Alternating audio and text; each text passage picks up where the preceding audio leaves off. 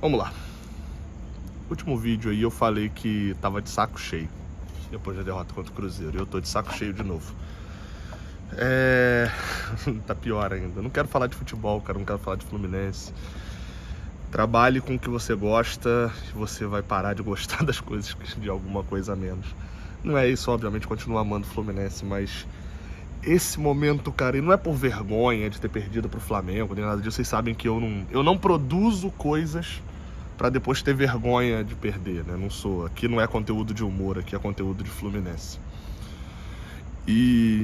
Mas é cansaço, cara, de fazer as mesmas coisas e ver as mesmas coisas acontecendo e falar as mesmas coisas e ficar até se pondo em dúvida o tempo inteiro de caraca, não é possível que só eu tô vendo isso, ou de que todo mundo tá errado e só o Mário Bittencourt e o Fernando Diniz que estão certos, pô. Personificando neles algumas opiniões.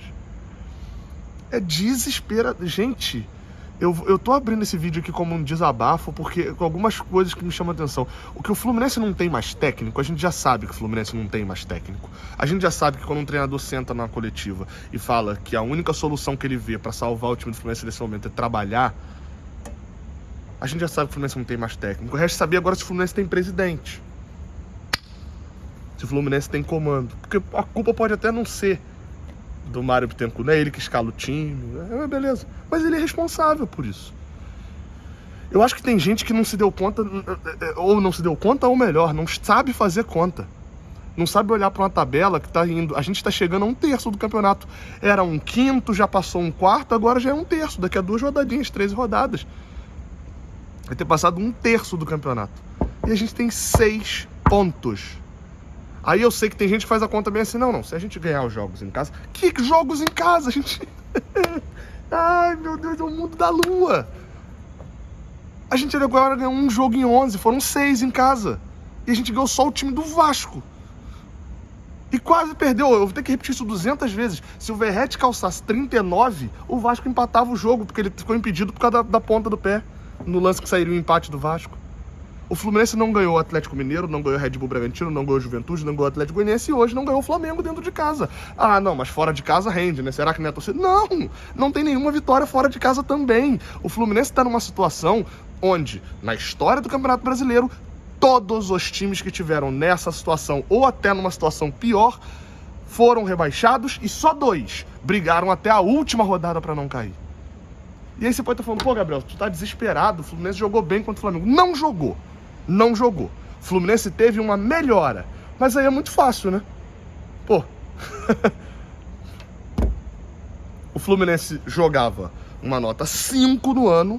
Não tem um jogo do Fluminense no ano que seja nota 8. E eu sei que nesse momento você aí tá pensando igual o Diniz pensa. Não, primeiro tempo contra o Atlético Mineiro. Primeiro tempo não, o jogo tem 90 minutos. O jogo tem 90 minutos. Se for...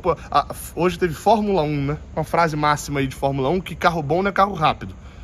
Carro bom é carro rápido que termina a prova. Parte do carro envolve também ele ter durabilidade. Jogo de futebol é a mesma coisa. O tempo do futebol tem 90 minutos. Se você jogou bem o primeiro tempo e não jogou o segundo, você não jogou bem. E o Fluminense fez 20 minutos aqui contra o Flamengo, se impondo, jogando 15, mais para ser mais exato, tendo a bola no pé e etc. Só que os erros estavam ali. É o que eu tô falando, às vezes eu travo aqui no canal, porque eu olho e falo bem assim, gente, não é possível, eu tô sendo óbvio demais, e o futebol não é óbvio, você tem que ir mais fundo, pensar fora da caixa, etc. E não, gente. O Fluminense tinha um meio de campo formado por Gabriel Pires, Ganso, Renato Augusto e um ataque com o John Kennedy. Toda vez que o Cano jogou ao lado do John Kennedy, o Cano sumiu do jogo. Óbvio, ele sumiu em outros jogos também. Mas todas as vezes ele sumiu, a não ser quando a gente tinha 4-2-4 com um volante só, em que a gente sacrificava a parte defensiva para poder botar os dois no jogo. E não era o caso. Todas as vezes que a gente jogou com Renato Augusto e com Ganso, a gente desmorona fisicamente na reta final dos 2 tempos e é o tempo inteiro com o meio de campo com mais liberdade para poder trabalhar. O Flamengo, gente, eu tava vendo o jogo daqui. Olha a posição que eu tava vendo o jogo. Daqui, ó. Dessa posição aqui mesmo. Talvez, para vocês terem uma noção, eu teria que dar um pouquinho mais de zoom aqui. Aqui tá uma visibilidade um pouquinho melhor. Toda hora, o lance que aconteceu no primeiro tempo, o lance que aconteceu no pênalti, foi igual um lance que aconteceu no primeiro tempo com o Wesley aqui, que já tinha acontecido no segundo tempo também. Pega a bola um defensor do Flamengo, lança nas costas do lateral, os lateral desarma e quem tava cobrindo era o Renato Augusto. O Wesley chuta pra fora, o Renato Augusto até foi checado pênalti por causa disso. O segundo tempo, a mesma coisa, o Léo Pereira lança, o Calegari reapareceu. Me explica o que o Guga faz, o que o Guga fez, porque o Guga não existe. O Calegari reaparece para poder tomar um drible bizarro da bola. O Calegari não foi driblado pelo Bruno Henrique, o Calegari foi driblado pela bola. Gabriel, mas a arbitragem... Vou te lembrar de uma coisa aqui. 2019, Fluminense CSA. O Fluminense estava beirando a lanterna, estava no finalzinho do jogo. E estava no finalzinho, já estava 15ª rodada do Brasileirão, finalzinho do primeiro turno. E o Fluminense perdeu por 1-0 aqui, gol do Jonathan Gomes. Você deve lembrar desse jogo, né? Pois bem, 1-0 pro CSA aqui. No lance anterior ao gol do Jonathan Gomes, sabe o que aconteceu? Teve um pênalti no Ganso. O Ganso domina a bola na área, tenta dar uma chapada pro outro lado e toma um rapa. Isso rolou. Isso aconteceu. Pois bem, o gol foi validado e no pós-jogo tava uma confusão danada. Fora Diniz. E aí do outro lado a galera, mas fomos roubados, etc. E pode lá ver essa análise pocket, eu falo duas coisas lá que eu vou ter que repetir aqui agora. A primeira é, o resultado do jogo foi alterado por um erro de arbitragem.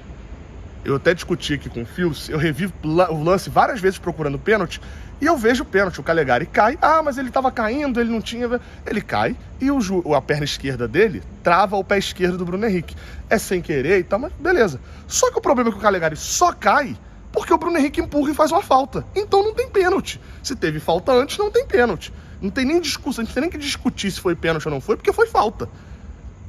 Erro de arbitragem, ponto. O árbitro errou e o VAR não corrigiu. Esse é o primeiro ponto. Só que isso não ignora algo que olha que o Diniz, para admitir um erro dele, é impressionante, tá? O próprio Diniz admitiu, a vitória do Flamengo foi justa, independente da arbitragem. Por quê? Porque no primeiro tempo, aqui ó, vamos de novo pra cá, o Gabriel Pires, que segundo o Diniz não tava tão entrosado e que esse era o problema, mas o problema é que ele não jogou muito ainda. Ele erra uma saída de bola, erra outra saída de bola, aí ele recua errado pro Fábio na saída de bola, e o Fábio tem que salvar, o Gerson tem que bicar pra fora, o Fluminense tem que contar com a benevolência de um Flamengo que não estava bem. A gente teve que contar com essa benevolência no jogo de hoje. Isso vai alongando e desesperando num nível que, cara, irrita. Tô encerrando já, tô acabando, já guardei tudo. Isso irrita, cara, porque... E aí? Como que evolui? É trabalhar. Então agora a gente vai botar vamos botar o Gabriel Pires no jogo. Vamos botar o Gabriel Pires no jogo, né? O Gabriel Pires é a resolução dos nossos problemas. Quem nesse momento, se você for lá ver o jogo do CSA, outra coisa que eu tô falando é, o trabalho chegou ao fim. Tem hora que a gente só precisa entender isso. Só que é difícil admitir que uma coisa que você acabou de dar um voto de confiança chegou ao fim, né? É difícil. Mas atitudes fáceis, homens fracos tomam. Atitudes difíceis dependem de homens fortes pra tomar. Não tô falando de forte físico, tô falando de forte aqui, ó, mental. Eu não tô pedindo demissão a alguns mantras que algumas pessoas falam, né? Eu não acho que o Diniz deva ser demitido porque tem um técnico maravilhoso no mercado para substituí-lo. Eu não acho que o Diniz deva ser demitido porque a gente precisa de um fato novo no Fluminense. Não acho que o Diniz deva ser demitido porque só ele é culpado. Eu penso que o Diniz deva ser demitido porque ele não anda com o trabalho dele. E isso é nítido dentro do campo. O trabalho entrou num looping em que ele não consegue sair. Pode ter uma ou outra vitória, vai acabar tendo, gente, vitórias no campeonato. Pode ser. Contra o Botafogo a gente botou uma bola na trave de cabeça, que a gente poderia ter aberto o placar e se Deus quiser não tomasse a virada, a gente poderia ter ganhado o jogo. Pode ter, mas você consegue vislumbrar que esse time aí vai vencer mais 10? Pois bem, se você acha que a gente vai vencer 10 em 28, eu te digo, 10 não é o suficiente. Porque com 10 vitórias a gente vai para 36 pontos só. O que hoje me motiva a achar que o melhor caminho do Fluminense é a troca de treinador, é a saída do Fernando Diniz, é porque a gente olha para o campo há 4, 5 semanas e a gente não vê qualquer evolução. E fora de campo, ou seja, porque às vezes o Diniz pode estar tentando de tudo, mas quando ele bota dentro de campo não funciona. Isso já seria um problemaço, porque ele não consegue achar alternativa. Mas não, fora de campo, ele diz que não está procurando alternativa, de que é só trabalhar. Veja a coletiva do Diniz. Talvez, e da forma como ele vem fazendo, agora ele está admitindo problemas de fevereiro, de março. Agora ele está fazendo isso. E dentro de campo, o time joga como em fevereiro, como em março. Gente, o que o John Kennedy fez no ano até agora? O John Kennedy não ganhou uma bola em cima dos zagueiros do Flamengo. Aí você vai falar, pô, mas a zaga do Flamengo é muito boa. Ele não ganhou uma bola há um bom tempo que o John Kennedy não ganha. Não consegue desempenhar. Individualmente, o time do Fluminense está muito mal. Mas coletivamente o time do Fluminense está pior ainda. O cenário é desesperador. E digo mais, pode ganhar do Vitória. É capaz, é bem provável que ganhe do Vitória. Tem a obrigação, inclusive, de ganhar do Vitória. Só que isso não vai mudar o curso do barco.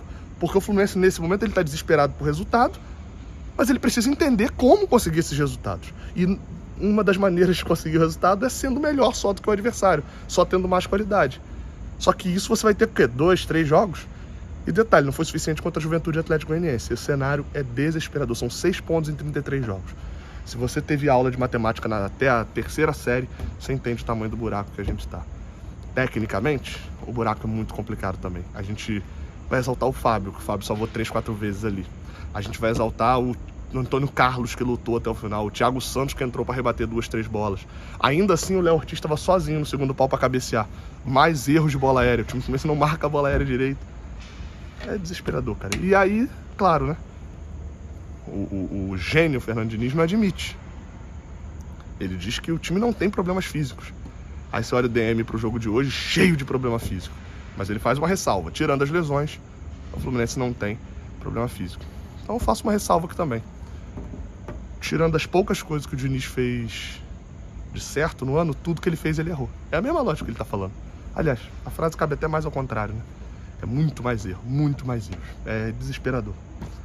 A gente perdeu o último ônibus, pra quem viu o pré-jogo. A gente perdeu o último ônibus, o último trem. Perdemos. Agora a gente vai ter que ir a pé. E o Diniz é uma mochila gigantesca pra gente carregar nesse trajeto a pé. Valeu.